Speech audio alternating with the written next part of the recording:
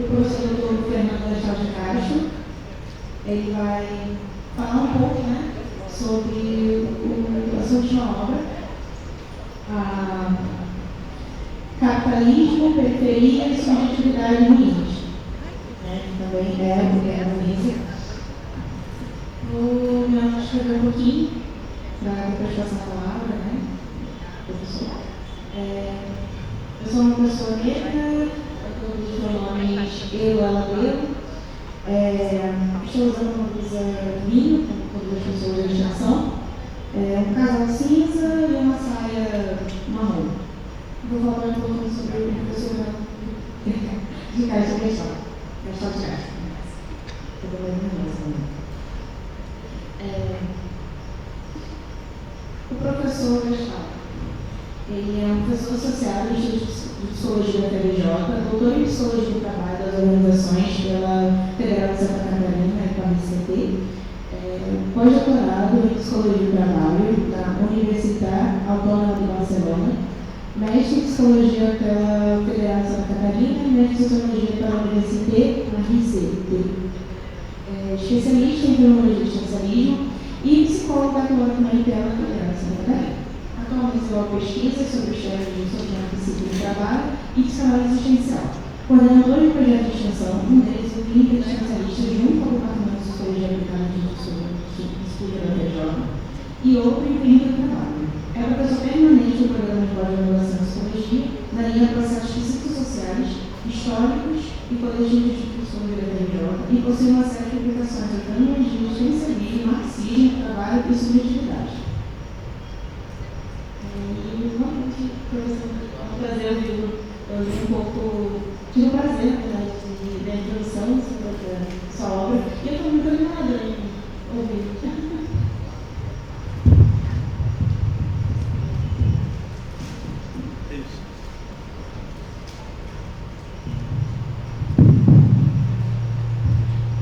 Alô?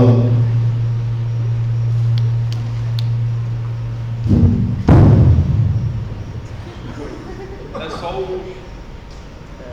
um virado para o outro. Boa noite.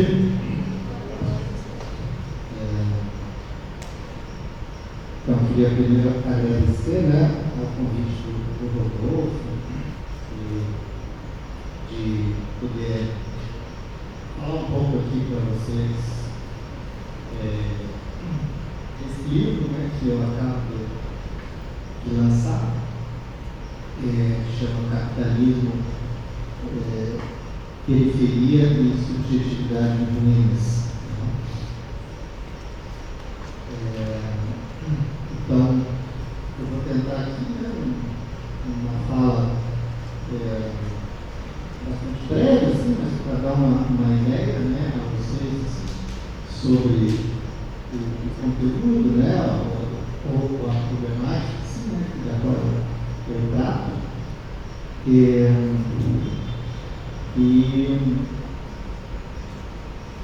Então, bom, eu preparei aqui para não perder. Eu diria, começaria dizendo o seguinte, né, pessoal, né, quem estuda, né, a fenomenologia, o existencialismo, né, está acostumado, né, a ouvir, né, de que o ser humano é um ser no mundo,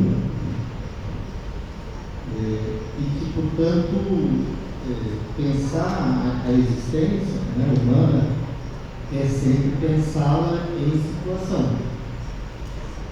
Porém, dizer isso tem uma armadilha. Qual é a armadilha, né? Eu chamo a armadilha, junto com a Adorno, né, a armadilha do ontologismo, né? Que seria, assim, ao mesmo tempo que a fenomenologia e que o existencialismo, né, ele é um conjunto, né, de conhecimento que nos traz, assim, um profundo, né, eu diria, saberes profundos sobre a existência, né. Isso contribui enormemente para nós olharmos os fenômenos sociais, né, psíquicos, né, chaves, né, de entendimento muito, muito interessantes, assim, muito importantes. Ao mesmo tempo, a gente corre o risco de uma espécie de alienação profunda, na medida onde uma leitura, por exemplo, de uma obra como Ser e Nada, né, até mesmo a crítica da razão e da ética, sabe? Você não faz uma transição desse trabalho filosófico para o conhecimento dos processos sócio-históricos, né, que a gente vive. E aí que eu digo a armadilha da ontologia, né, repetindo agora, né? Ou seja, né, se cai no risco de uma pseudo-concreticidade.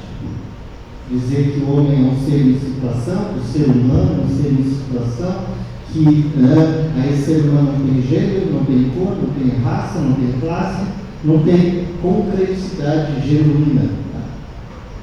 Então, o risco da ontologia é o risco do esgotamento da análise dos processos humanos nas próprias categorias da ontologia, né? Que fica uma generalidade abstrata. Quando diz que é ser o mundo, a primeira coisa que eu perguntaria é qual mundo?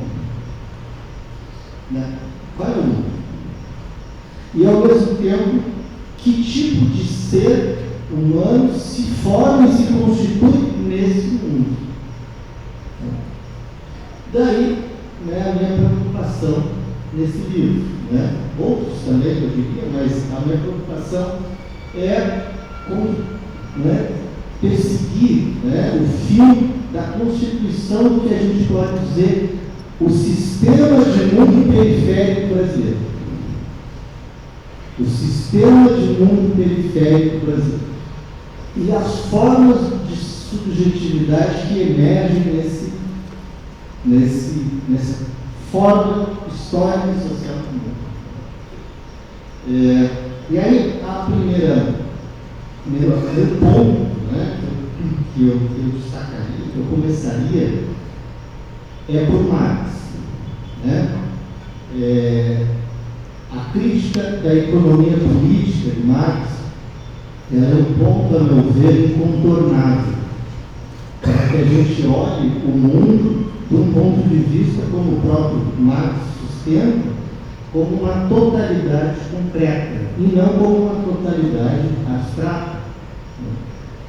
Então, em Marx, claro, né, você tem uma série de interpretações diversas, inúmeras, né? Mas o que eu vejo como mais, né, um fio condutor fundamental, né, é a crítica da economia política, onde diz que o mundo moderno, portanto, o mundo da modernização que nasce, surge, né, na Europa, né, com o Renascimento, com o Iluminismo, com a Revolução Industrial, e que depois se expande para o mundo, né, pelos projetos coloniais, e para o Brasil, portanto, fundado a partir, né, de um projeto colonial. Esse mundo é o mundo do sistema mundo do capital. Né? E acho que esse fio que a crítica da economia política de Marx nos dá, porque ela permite uma concreticidade desse mundo. É um mundo, é um sistema de mundo. E é um sistema de mundo não qualquer. É um sistema de mundo constituído desde a sua raiz por um processo metabólico, né, onde a forma capital ela é estruturante da totalidade das nossas relações, da nossa sociabilidade, portanto, da nossa sociabilidade, da nossa subjetividade. Né? Então, essa visão de que o sistema mundo do capital é uma totalidade concreta, ela implica que não é simplesmente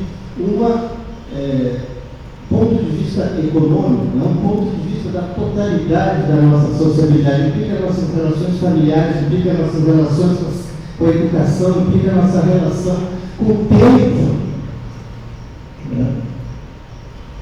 Implica a nossa multiplicidade das formas de sociabilidade que vão sendo cada vez mais diluídas dentro de uma única forma de sociabilidade, que é a forma do capital. Isso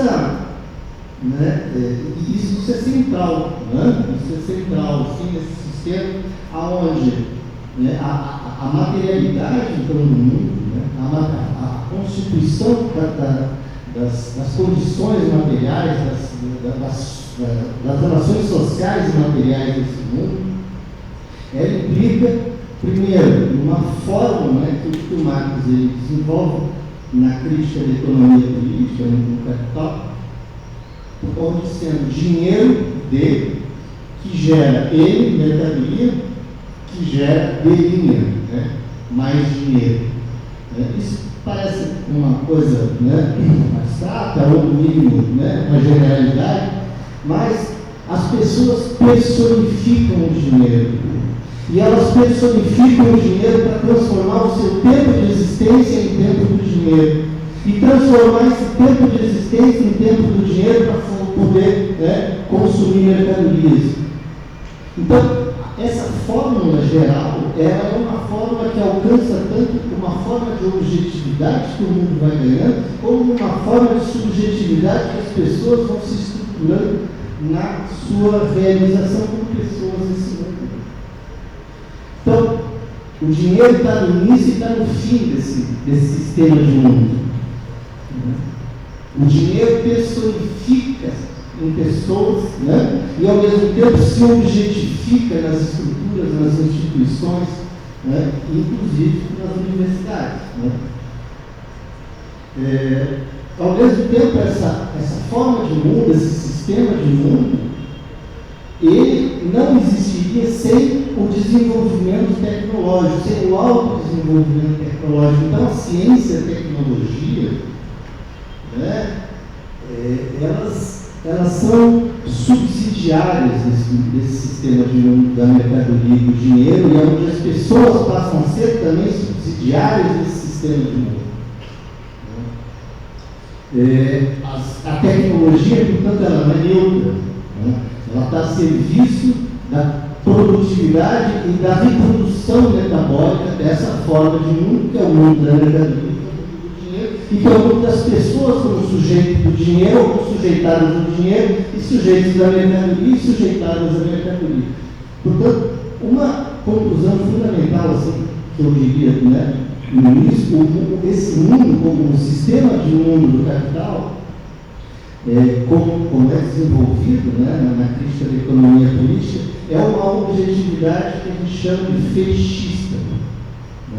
Marx usou esse termo, fetichismo, para expressar que a objetividade, a forma de mundo que se constrói a partir desses fundamentos, desse grande campo prático e médico, para citar um termo que está com base na mercadoria e no dinheiro, ela ganha uma forma de sujeito.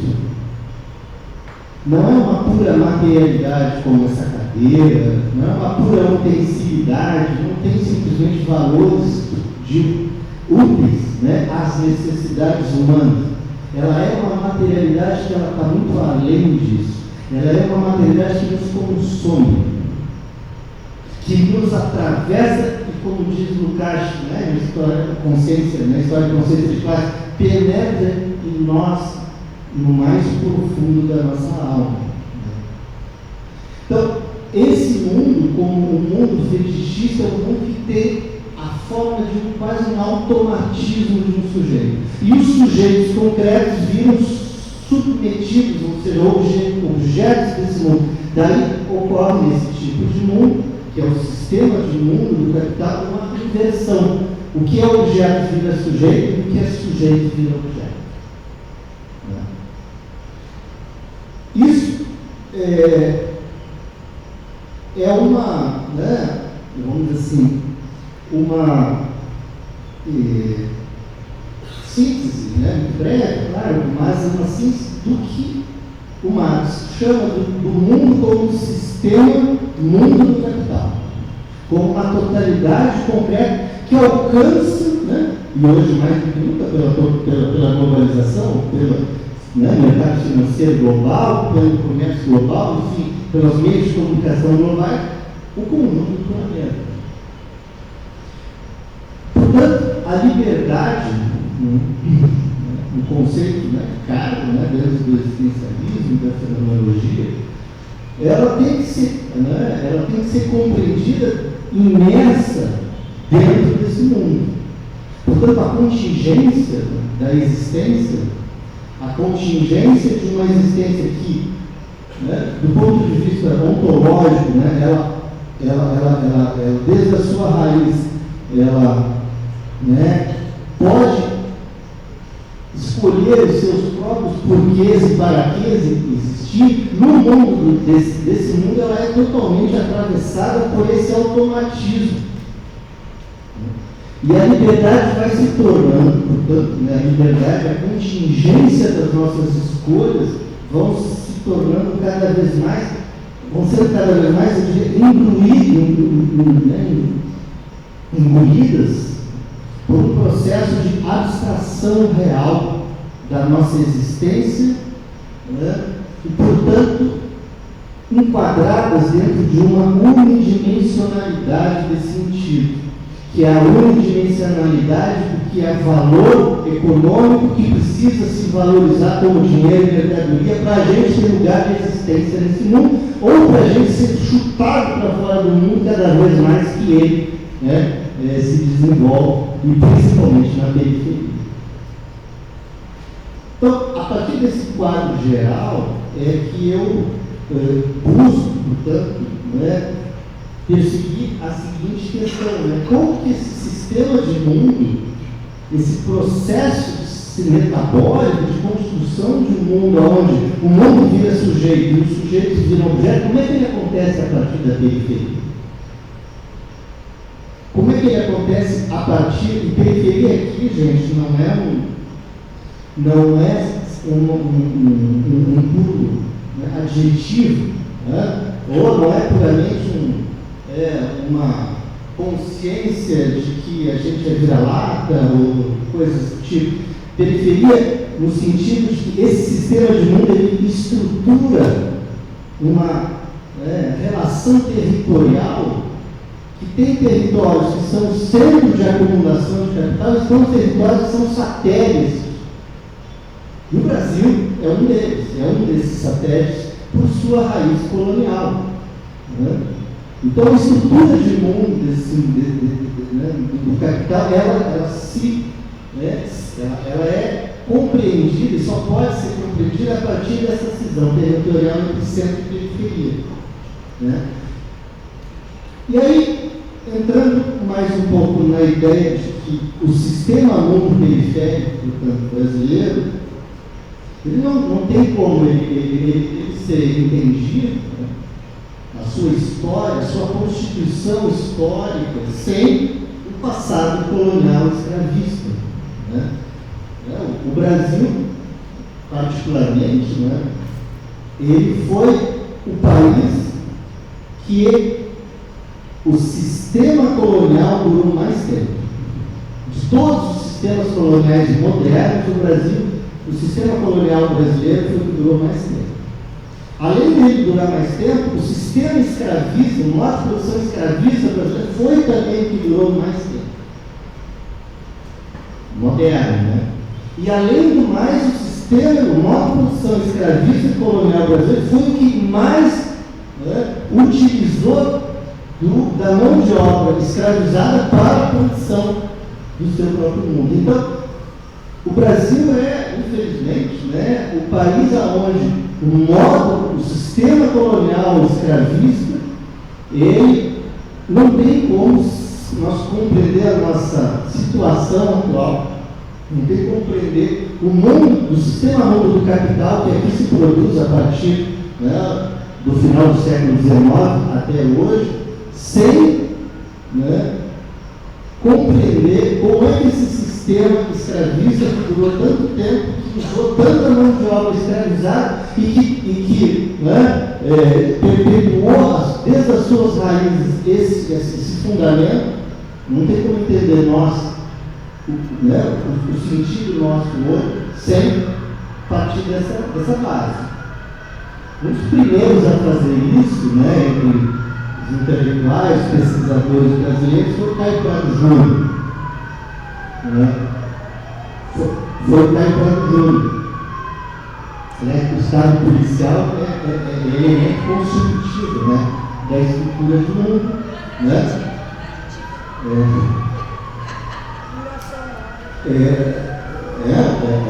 O Estado de Direito, como acontece na Europa, né, prescrito, né, por Montesquieu, etc., aqui sempre se realizou como Estado de exceção. Né? Enfim. Mas, está falando do Caio Prado, né? O Caio Prado Júnior foi um dos primeiros pesquisadores intelectuais brasileiros que compreendeu a relação entre a modernização do sistema do capital brasileiro com o processo colonial, e aonde a tese fundamental, né, do Caio Prado Júnior é o tripé, né? O tripé, a estrutura material, né, o sentido da colonização está no tripé: latifúndio, escravismo e monocultura exportadora. Vocês pensam que esse período histórico que consome a força de trabalho escravizado durante tanto tempo, num período de tempo maior do que todo, vocês imaginam essa estrutura, enquanto que ela não se assenta nos mais profundos, né, da nossa realidade objetiva e subjetiva. Então, latifúndio, o Brasil nunca fez uma reforma agrária. O Brasil até hoje é agroexportador. Né? Então, a grande propriedade rural é estruturalmente constitutiva da materialidade, né, da mercadoria periférica no nosso país. O escravismo, embora, né, formalmente tenha sido abolido, né, com a Lei Áurea, com todo o processo da segunda metade do século XX, século XIX, ele se manteve na forma de superexploração do trabalho e na forma de uma, né, total abandono, né, e total não inclusão na sociedade do trabalho capitalista, na força de trabalho, né, escravizada que foi, né, liberta a partir do final do século XIX. Né? E a monocultura exportadora se mantém, e hoje, no século XXI, com a, né, desindustrialização profunda, com o colapso da modernização periférica vivida no Brasil desde os anos 80 para cá, né, a desindustrialização é um dos elementos, né, desse processo histórico. A monocultura exportadora, ou seja, o agrobusiness, ele vem cada vez mais, né, e daí as queimadas na Amazônia, as queimadas no Mato Grosso, a expansão da grilagem pelo centro-oeste, pela Amazônia, ela vem cada vez mais se expandindo, né, que é a expansão da monocultura exportadora, do latifúndio e da estrutura da materialidade desse país voltada para fora. Junto com essa materialidade, no Brasil você tem as ideias, que é um outro elemento fundamental, que são, como diz o Roberto Schwartz, né, ideias fora do lugar. As ideias que aqui se usam não são ideias que aqui nascem, mas são ideias que são usadas para tentar entender o que aqui acontece. Aí vocês veem o paradoxo que a nossa existência, então, desde a nossa raiz, é desmontada. Nós pensamos com as ideias do norte para entender a particularidade do sul. E ao mesmo tempo, quando a gente se confronta com isso, a gente nada entende da particularidade do sul, né? E ao mesmo tempo a gente reduz a particularidade do sul lá atrás, o primitivismo, a falta de desenvolvimento, ou seja, um dia, né, o mito fundador do Brasil é que o Brasil é o país do futuro. Como os Paulo-Arantes, realmente pode ser entendido o país do futuro, porque a Europa hoje está se tornando Brasil. Né? Dada ao colapso sistêmico que lá também está acontecendo, a degradação da própria capitalismo lá no centro. Então, nesse sentido de barbárie em curso, a Europa está cada vez mais encontrando, né, o que a periferia, desde o início, desde a sua gênese histórica, sempre conheceu. E, ao mesmo tempo, a subjetividade, né, nessa forma de mundo constituída, né, e nessas ideias fora do lugar que sempre aqui habitaram, as formas de subjetividade que daqui vão surgir, elas são formas cindidas. Elas são formas cindidas. Por um lado, você tem uma forma subjetiva, né, basicamente aquelas das classes dominantes, né, que são formas subjetivas que se identificam com o outro que não si mesmo. Ou seja, se identifica com o norte, com a Europa, né, no ponto de vista dos valores, no ponto de vista do futuro, no ponto de vista do consumo, no ponto de vista do progresso, no ponto de vista do que é ser humano. E ao mesmo tempo, como diz o Guerreiro Ramos, né, profunda desidentificação com o que é próprio. Daí, né, Guerreiro Ramos tem até um texto, né, como é que chama? Na Introdução Crítica à Sociologia Brasileira, onde ele diz a patologia do homem branco brasileiro, né? Essa profunda identificação com o externo, esse profundo ódio ao interno. Então, a forma de subjetividade que aparece, por exemplo, no trabalho, né, no livro, Brás Cubas do Machado de Assis, uma obra genial por causa disso. Né? A gente tem uma barreira, enfim, a gente vai ter uma série de outras, né, obras literárias onde essa estrutura vai aparecer. E ao mesmo tempo, né, nessa cisão subjetiva que vai ser constituída nesse mundo também sentido, é uma formas subjetivas ligadas às classes trabalhadoras, às classes baixas, às classes que vão se estruturando na periferia da diversidade, né, com a cisão racial estruturante, né, dessa sociedade, né, porque o capitalismo aqui, para ser compreendido, ele não pode ser compreendido a não ser se nós incluirmos, né, a cisão racial como elemento estruturante, né, da colonização, do processo de escravização. Mas essa subjetividade vai se constituir dentro dessa forma de modernização do sistema do dinheiro e da mercadoria que aqui se desenvolve, como uma subjetividade sem futuro nessa sociedade. Né? Sem futuro nessa sociedade. Eu tenho trabalhado, né, em algumas aulas que eu tenho dado no mundo da literatura brasileira, você pega, né, Lima Barreto, Clarice Lispector, né, Conceição Evaristo, enfim, uma série, né, de formas literárias onde você vai encontrar esse tipo subjetivo, né, que é, né, a subjetividade do ponto de vista das classes trabalhadoras, da população negra, da população periférica, como sendo uma população onde a experiência é a experiência do sem futuro nessa sociedade do capitalismo periférico. Ela não é útil, ou ela só é útil de uma maneira muito limitada. Ela não desfruta, como desfruta, por exemplo, a classe trabalhadora inglesa, francesa, do centro do capitalismo, de algumas benesses que o próprio desenvolvimento do progresso nessa sociedade vai trazer no século XX. Século XXI já mudaria, né?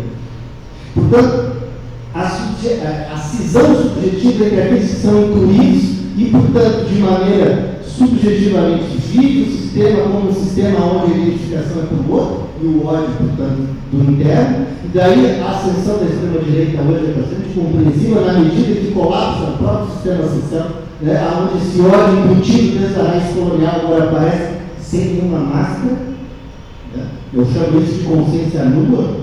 Bolsonaro é a consciência nua do burguês brasileiro, né? A consciência nua porque aquele iluminismo que revestia em Fernando Henrique Cardoso, por exemplo, como uma capa ilustrada, acabou, não tem mais, né, uma ilustração cínica própria do burguês ou do intelectual periférico que, né, usa a ilustração para se falar, para se dizer moderno e para se esconder o seu desejo escravista. Né? O Bolsonaro já não esconde, a extrema-direita brasileira do século XX já não esconde mais o seu desejo escravista. Já não esconde mais o seu profundo racismo, já não esconde mais, né, a sua profundo, né, desejo de eliminação. Né? Então, a consciência nua que aparece nos capitalismos periféricos do século XXI como total colapso dessa própria ilustração e importação do centro é uma expressão da própria extrema-direita, né, no período do século XXI. E, portanto, só para concluir, né, não sei tanto tempo, mas para encaminhar pelo menos uma reflexão final, aqui eu diria que, né, nós vivemos no século XXI uma espécie de, eu diria, de colapso desse sistema de mundo periférico. Né? O mito fundador do Brasil, né, o mito de que o Brasil seria um país do futuro, né? O mito de que, muito presente nos anos 60 no Brasil, né, de que o nosso atraso seria um momento do subdesenvolvimento que seria vencido pelo desenvolvimento. O modelo de desenvolvimento é o modelo de desenvolvimento dos países avançados, então seria uma questão de tempo para que aqui se desenvolvesse o Estado de Direito, aqui se desenvolvesse, portanto, os direitos civis de uma maneira igualitária, aqui se desenvolvesse a tecnologia mais avançada, aqui se desenvolvesse as benesses do progresso da modernidade do capital. Esse mito acabou. Esse mito acabou. Né? O século XXI nos mostra que, né, o nosso problema não é um problema de falta de desenvolvimento. Né? Nosso problema é que, como diz o Marinho, né, um intelectual brasileiro pouco estudado, eu acho, aqui entre nós, que teoriza a lógica da dependência de uma maneira, né, muito interessante, né, Ronaldo Marinho, né, ele diz: quanto mais desenvolvimento, mais dependência. Ou seja, quanto mais desenvolvimento do capitalismo periférico brasileiro na sua história, desde a escravização à industrialização, aí agora a nova reedição de uma sociedade produtora de commodities para o mercado mundial, né? Quanto mais desenvolvimento, mais pobreza. Quanto mais desenvolvimento, mais dependência. Quanto mais desenvolvimento, mais transformação do valor aqui produzido para acumular o capital no centro do sistema, e, portanto, mais pobreza que aqui vai ser gerada.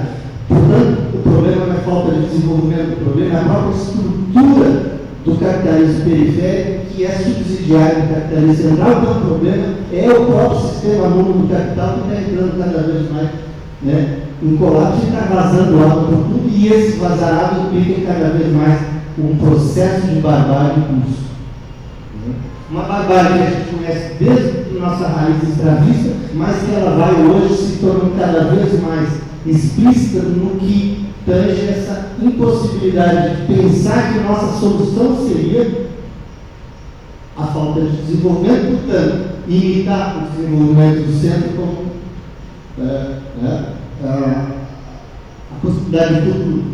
Isso que eu termino, né, o livro trazendo, né, uma reflexão do Paulo Arantes, onde ele, né, teoriza, né, isso, né, olhando para a periferia, né, e para o Brasil especificamente, onde esse futuro acabou.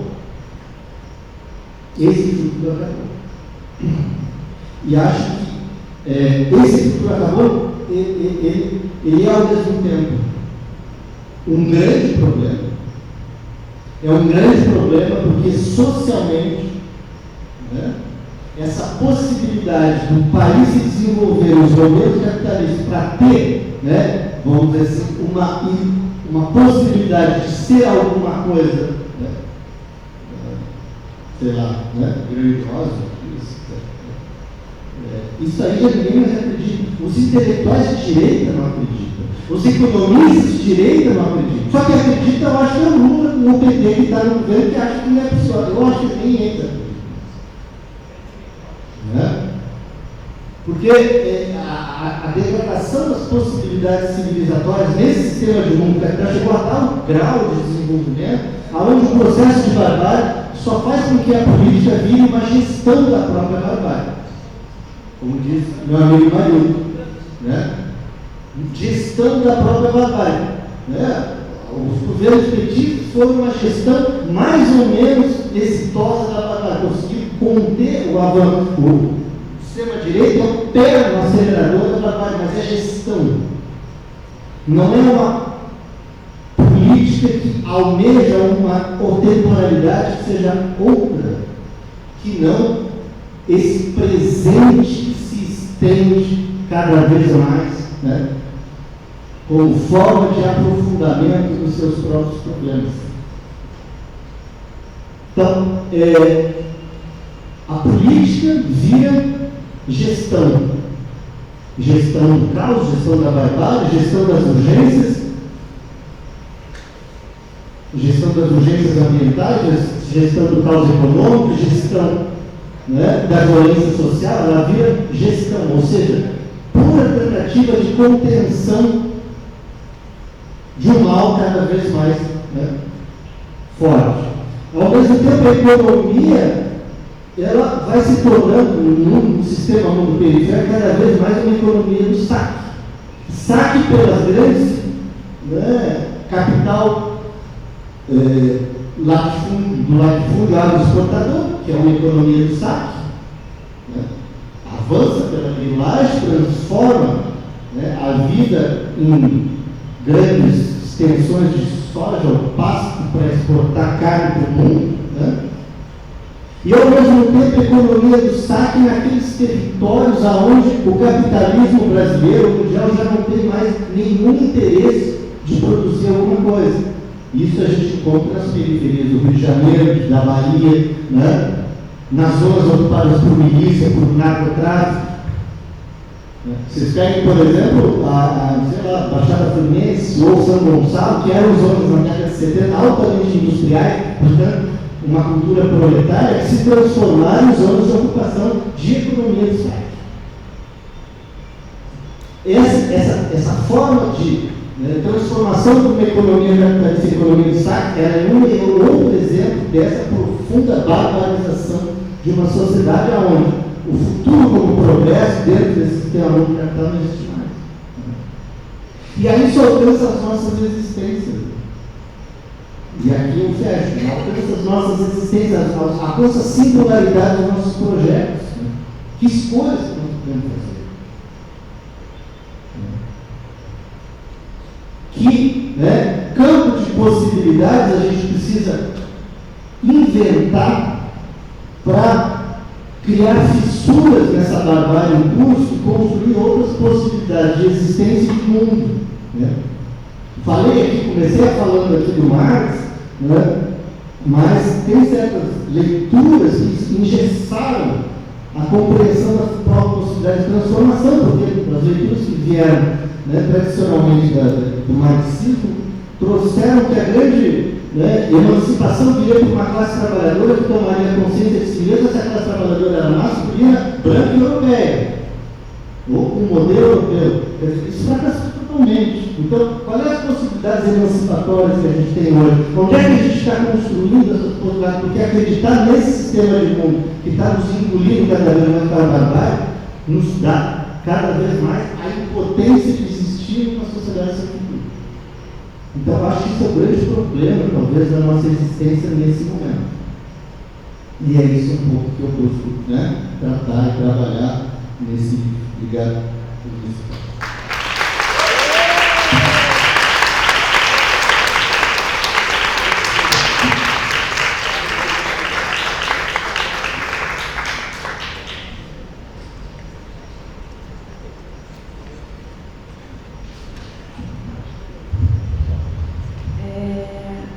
Obrigada, professor Gustavo, pelo favor sobre o seu livro, aconselhante.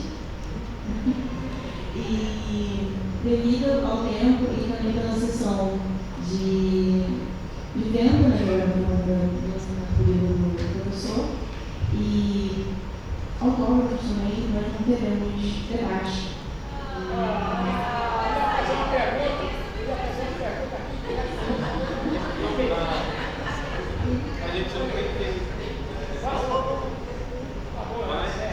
Bom, Mas a gente podia combinar uma pergunta breve, 1 minuto de pergunta. E a minha é só do Zezé. Do Giovanni Zezé. tudo bem. Gostaria de vir até aqui ou falar no chão? Acho que a pergunta da Lucrécia qual é essa aí?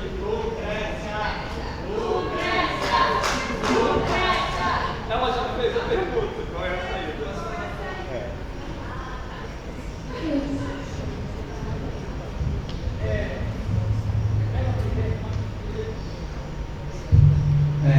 Eu achei interessantíssimo o que você falou e aí me trouxe uma reflexão, né? Primeiramente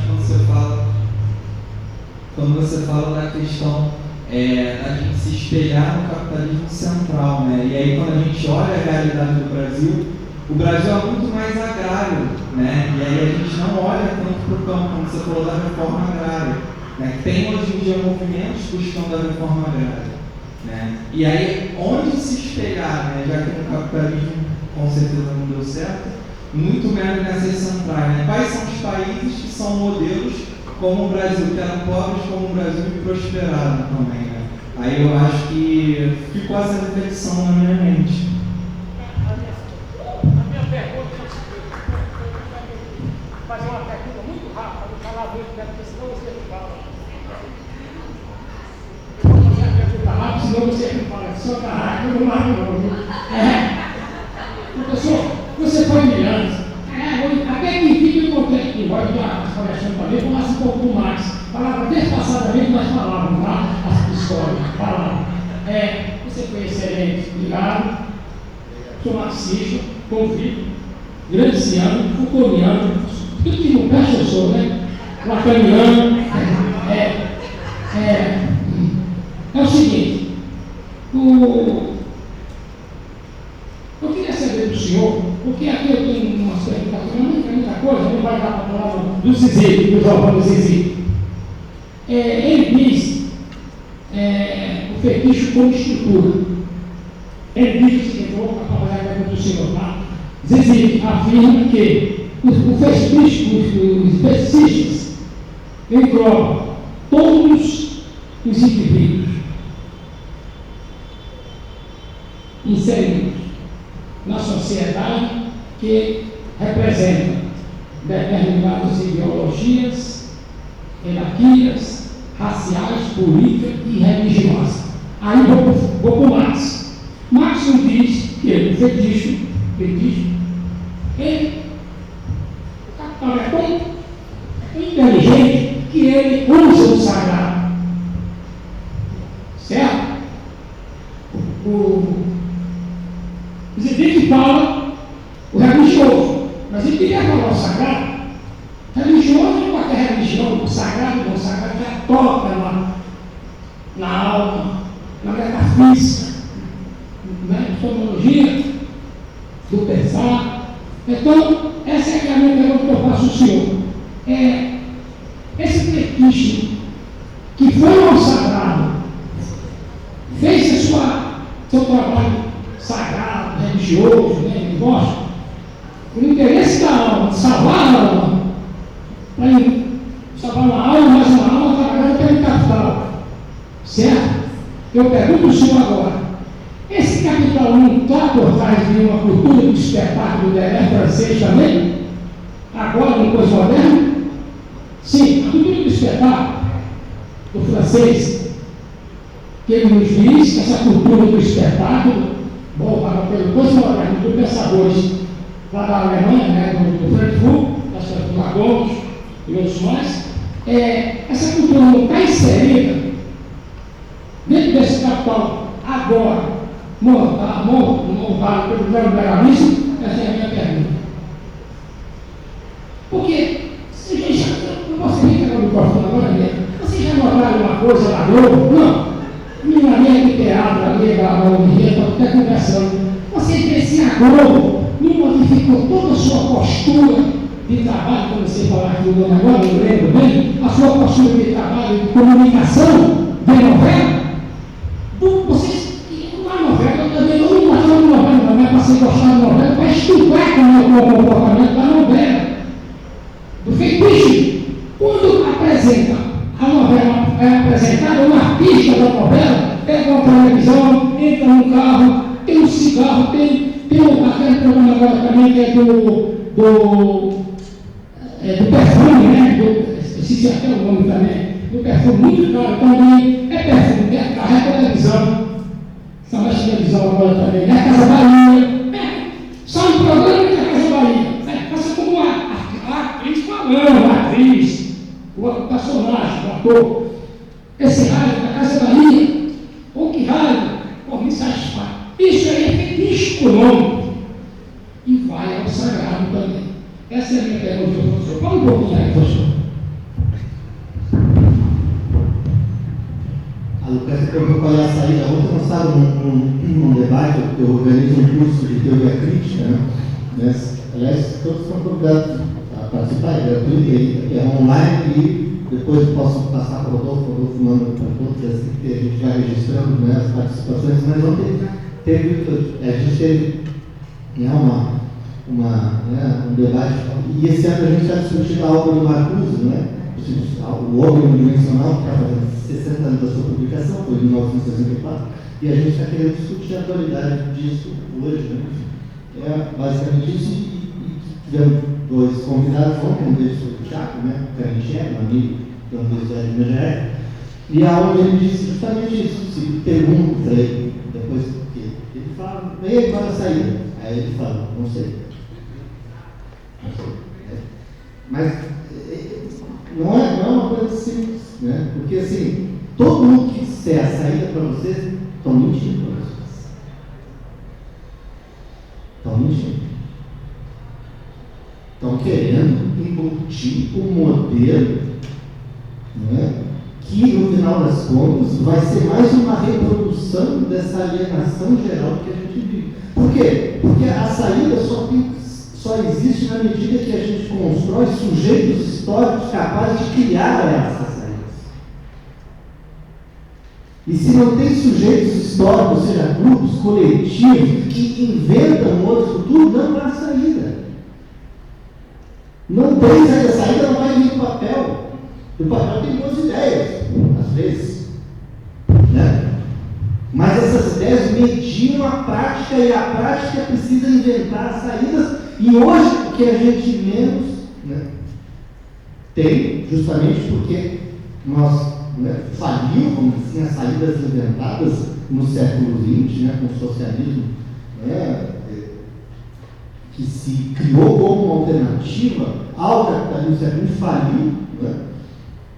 Então é preciso inventar saídas e ninguém tem, né, seria uma mentira ou uma presunção alguém disser as saídas. A gente pode estudar a utopia, ano passado a gente fez um curso sobre utopia para discutir, né, a importância da utopia na nossa prática cotidiana, mas isso não quer dizer que a gente está discutindo, está formulando saídas. As saídas é na praxis, e as praxis são os sujeitos é que se tem que transformar em sujeitos históricos, e se eles não se transformarem em sujeitos históricos, não há saída. Não há saída. Então, eu não espero, alguém vai vir aqui e vai dizer, a saída é essa, saída é uma tremenda trabalhar. Então, portanto, o modelo não é um modelo que a gente tem que copiar do país que deu certo. A gente tem que inventar a partir das nossas próprias condições reais, históricas da população que aqui vive, né? E das soluções, dos pensamentos criativos que aqui estão sendo gerados. Eu cito o Nego Bispo, por exemplo, como uma grande referência.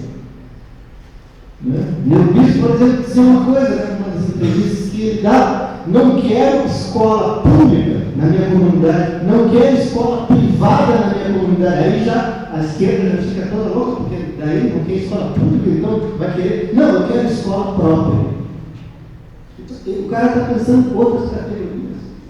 Ele está pensando que a partir da própria né, a formulação de uma nova temporalidade, sei lá, quilombola, seja lá como nós queremos falar, que estrutura, né, outras possibilidades de mundo que não esse sistema do mundo capital. É isso que a gente precisa. É isso que a gente precisa. Não adianta querer apostar no empreendedorismo como saída, como diz os grandes meios de comunicação, porque é tornar o sujeito da mercadoria num processo onde o colapso da sociedade da mercadoria cada vez nos aprofunda mais na barbárie.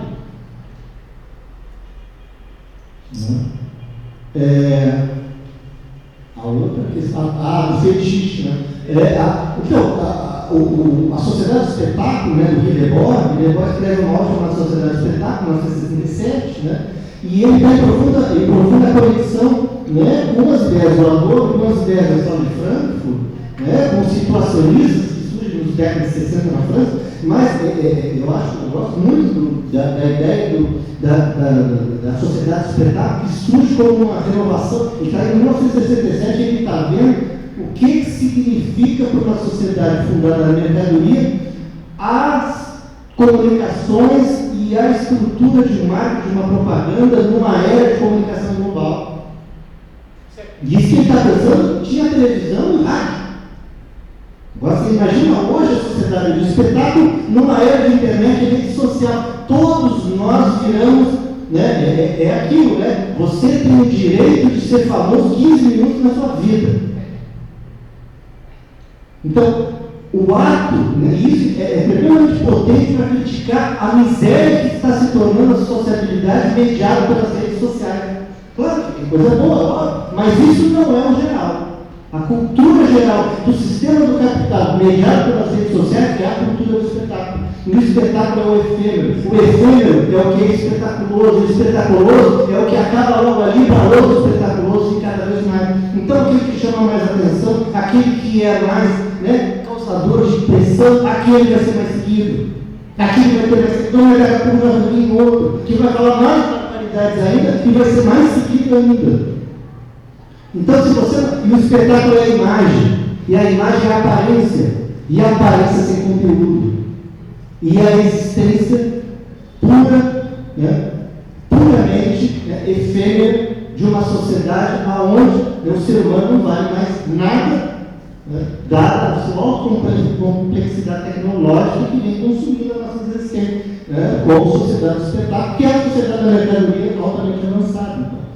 Então, e isso, portanto, é um grau de fetichismo da mercadoria que, vamos dizer assim, no final do século XX, no século XXI, se tornou grandioso. Fiquei muito feliz com a sua. Só que o senhor, eu não sei se você esqueceu agora, o religioso. Eu tinha falado para religioso. Faltou esse, desculpa, tá? Então, a ideia é interessante, porque a ideia do fetichismo mais, ele está fazendo a crítica à sociedade moderna. Né? Quando ele está fazendo a crítica, e a sociedade moderna, né, é genial esse negócio, né? Ele está fazendo a crítica à sociedade moderna no século XIX. Né? No século XIX, a sociedade moderna já era a sociedade do progresso. Né? A Revolução Industrial. A sociedade moderna era a sociedade do progresso, e era a sociedade do progresso porque era a sociedade movida pela ciência e tecnologia que se desenvolvia a ponto, né, daquele sistema de máquinas que se vem desenvolvendo, né, engenharia e etc., elas se tornam parâmetro do que é uma sociedade desenvolvida, parâmetro do que é uma civilização. E o Marx, analisando essa sociedade moderna, analisando essa engrenagem do desenvolvimento do capital na sua época, vai dizer: isso é fetiche. Fetiche, né? E ele está querendo dizer, né, que isso você está dando à matéria um poder de sujeito e se sujeitando a esse sujeito como objeto. Isso outras sociedades já fizeram, então não tem nada de civilizado. Não tem nada de corte de civilização, não tem nada de transformação. Então não venha dizer que a sociedade moderna do capital é uma sociedade, né, que pode se dar ao luxo de se considerar uma civilização. Civilização implica em uma humanização possível para todos e para todas. Isso não existe na sociedade do capital. E aí, a ideia de fetichismo é a ideia de mostrar como que os sujeitos concretos vão sendo cada vez mais triturados por essa máquina, né, que é a própria estrutura do capital moderno, e isso é fetiche, ou seja, ele usa vários termos, fantasmagoria, né, para mostrar como que isso, né, não tem nada do que o pensamento iluminista prescreveu como sendo a civilização. Aliás, isso é anti-civilizatório totalmente. E eu acho que daí a crítica do fetichismo é importante, né, porque alcança a raiz da mentalidade do projeto civilizatório europeu, que é, né, o iluminismo. Né?